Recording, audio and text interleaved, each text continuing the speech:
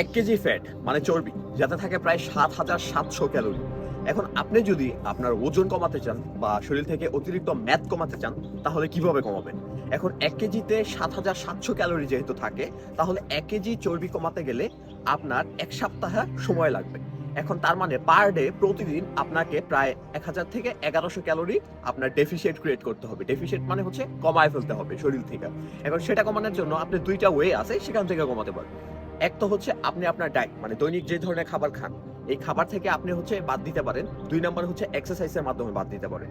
এখন শুধু খাবার থেকে বাদ দিলে আপনার হবে কি একটা সময় গিয়ে রেজাল্ট দেওয়া বন্ধ হয়ে যাবে, শরীরে বিভিন্ন ধরনের ক্ষতি হবে।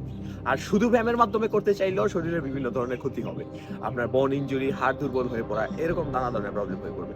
এর জন্য সবচেয়ে সহজ উপায় এবং সাস্টেইনেবল উপায় হচ্ছে আপনি ওয়ার্কআউট এবং হচ্ছে ডায়েট ২ টা একসাথে করলে আপনি ইজিলি করতে পারবেন। ধরেন আপনি ব্যায়াম থেকে ৫০০ ক্যালোরি বাদ দিলেন এবং হচ্ছে ডায়েট থেকে ৫০০ ক্যালোরি বাদ দিলেন। তাহলে ১,০০০ ক্যালোরি আপনার ১ সপ্তাহে দ্যাটস মিন প্রায় ১ কেজির কাছাকাছি চর্বি আপনার ওজন কমে যাবে বা চর্বি কমে যাবে। সো এটাই হচ্ছে সবচেয়ে ইজি পদ্ধতি এবং সাস্টেইনেবল। এখন কিভাবে কমাবেন, কি ডায়েট করবেন, কি ব্যায়াম করবেন সেটা নিয়ে বিস্তারিত ভিডিও দিয়ে দেব। তাই পেজটাকে ফলো দিয়ে রাখেন। ধন্যবাদ সবাইকে।